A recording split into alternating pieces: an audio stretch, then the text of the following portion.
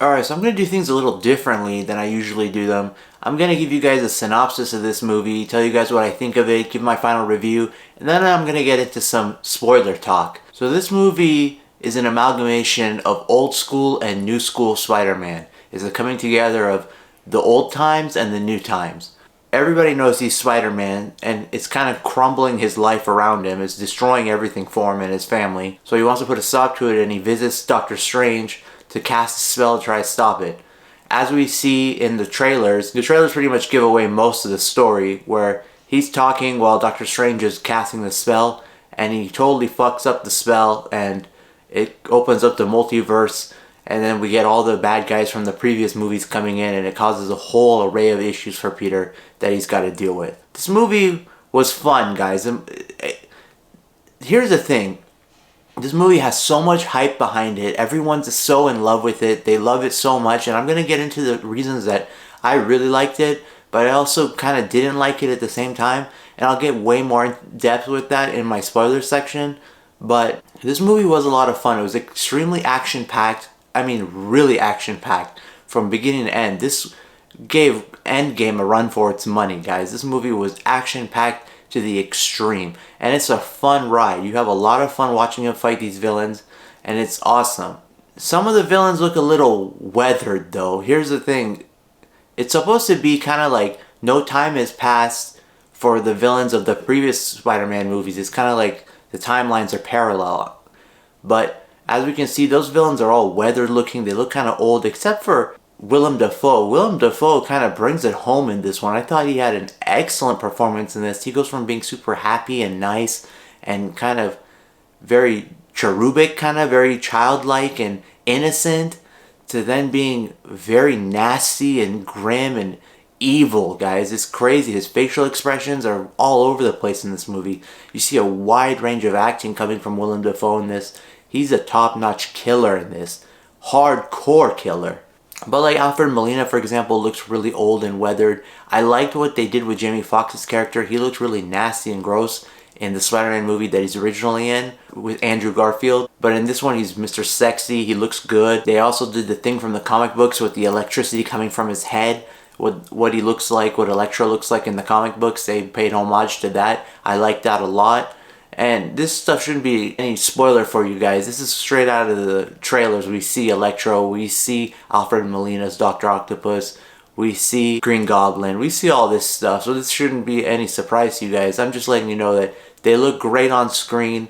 They look good. Alfred Molina looks a little weathered. It looks like he's wearing a toupee, to be honest with you. His hairpiece looked a little bullshit. But other than that, he does a good job. He plays Doc Ock. I just kind of felt like I wanted more heart coming from these characters. Their motivations aren't really there too much. They're just kind of there in the movie. And you just kind of feel it kind of blandly moving along without there being any type of motivations or real drive behind these characters. Overall, this movie is a lot of fun. It's highly enjoyable. You have a fun 2 hours and 30 minutes worth of Spider-Man filled action. There's a lot of highs. There's a lot of lows. And this movie is a hard-hitting third movie out of this trilogy, guys. I heard that Tom Holland is signed on to do 3 more Spider-Mans, so it's going to be crazy to see what direction they take it in from here. But this movie was a hard hitter, guys. It hits hard emotionally. It hits hard with what you expect to see from Spider-Man in terms of everything, guys. His belief system, who he is as a person, his fighting capabilities, all around. This is a fully encompassing Spider-Man film. It gives you a lot. But it's not my favorite Spider-Man film of all time. I can't give it a creme de la creme rating, unfortunately. And it kind of bothers me that I can't. But there are little things in the spoiler section I'll tell you about that are nagging to me. But I will give it a creme della. I highly enjoyed it. It was a lot of fun. There are some things that are nagging I'll get into. And I've already touched on a little bit. But for the most part, it's a fun ride. And it's kind of a capping story to the Spider-Man trilogy. This first trilogy that we've gotten. Alright, now I'm going to give you guys a little bit of spoiler take. So if you guys don't want any spoilers, don't watch from here on out. But if you want it, hang with me. Alright, so right off the bat, guys, hardest hitting thing is Aunt May dies. Aunt May gets kind of stuck in between a rock and a hard place when an explosion goes off from Green Goblin and it kills her. And she dies in a really sad and tragic way. This really broke my heart for Peter, but to me it's kind of like his Uncle Ben moment. He kind of had his Uncle Ben moment with Tony Stark dying, but not really. He didn't really have his Uncle Ben moment. So I think this was kind of like his Uncle Ben moment completely, fully bringing him to the Spider-Man level of the other movies where they've had their Uncle Ben moments, the great power with great responsibility moment. He gets that here with Aunt May, and I'm finally happy to see it. I'm glad they finally gave it to him because it really takes him from being a boy into becoming a man.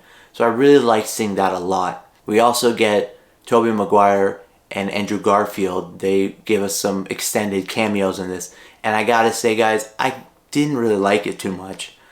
Toby Mcguire seemed kind of weathered. He seemed kind of wilted. He didn't seem in Spider-Man shape. He seemed kind of broken down a little bit. The guy looked just bad, I thought. They didn't really have too much chemistry. I didn't feel none of these Spider-Men had chemistry between them.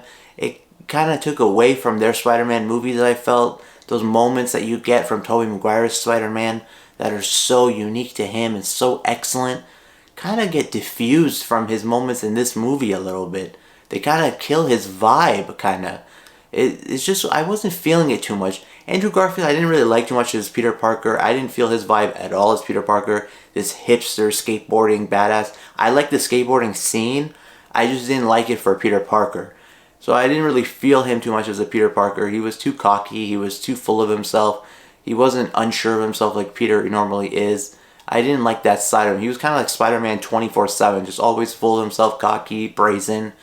He was kind of Spider-Man 24/7 in both character forms in his rendition of Spider-Man. And in this one, it was interesting because he kind of plays a humble side a little bit. I like the scene where he talks about how he's unliked. He's the one that's unliked. And then Tobey Maguire says, you can't talk down on yourself. You got to be, big on yourself and feel good about yourself. And it kind of played homage to his Spider-Man a little bit, where people kind of shit on his Spider-Man.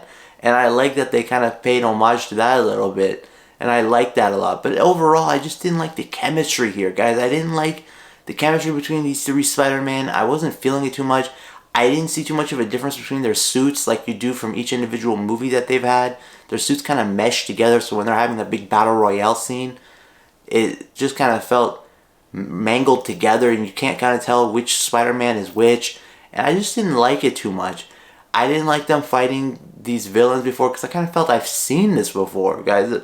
Yeah, they were a little bit more juiced up, but there wasn't anything spectacular about it. You don't really see motivations. You don't know why Sandman is fighting. What's the purpose here? The guy just wants to go see his daughter, but he's in this fighting his ass off for some reason, trying to beat up these Spider-Men, and it just doesn't make any sense at all. I can see Green Goblin because he's got the dual personalities, and he's got this thing going, and then Electro kind of wants to feel like he's a god.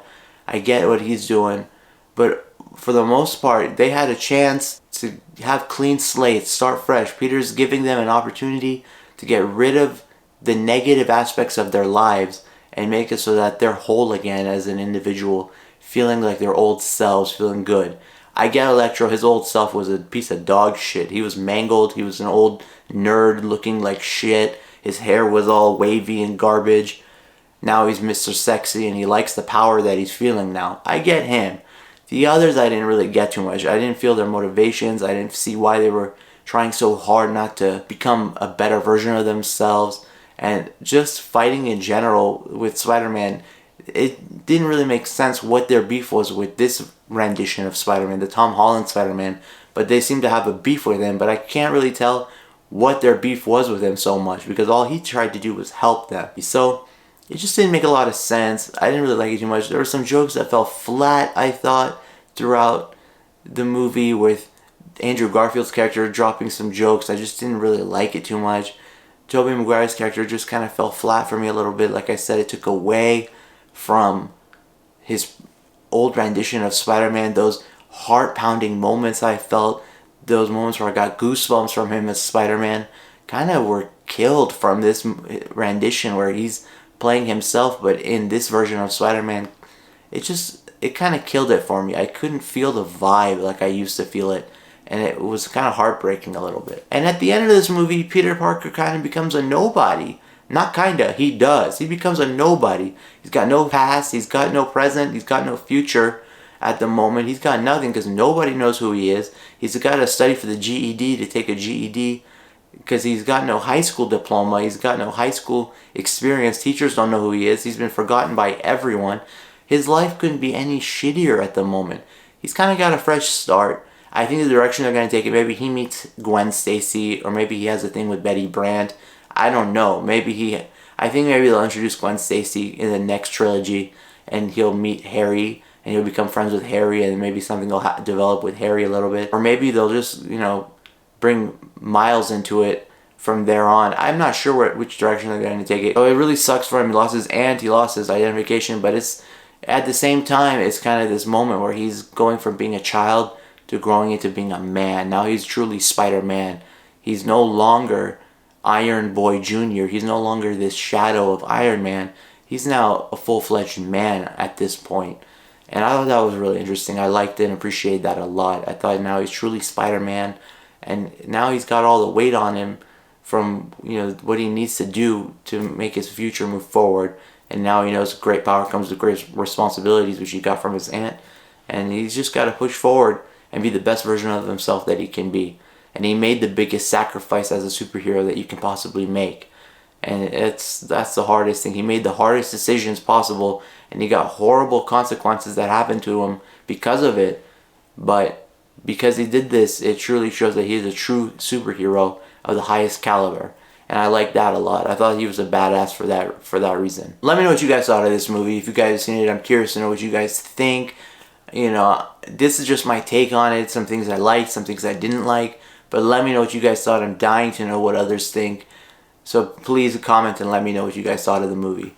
If you guys haven't seen it, after you see the movie, make sure you come back and comment and tell me what you guys thought, because I want to know.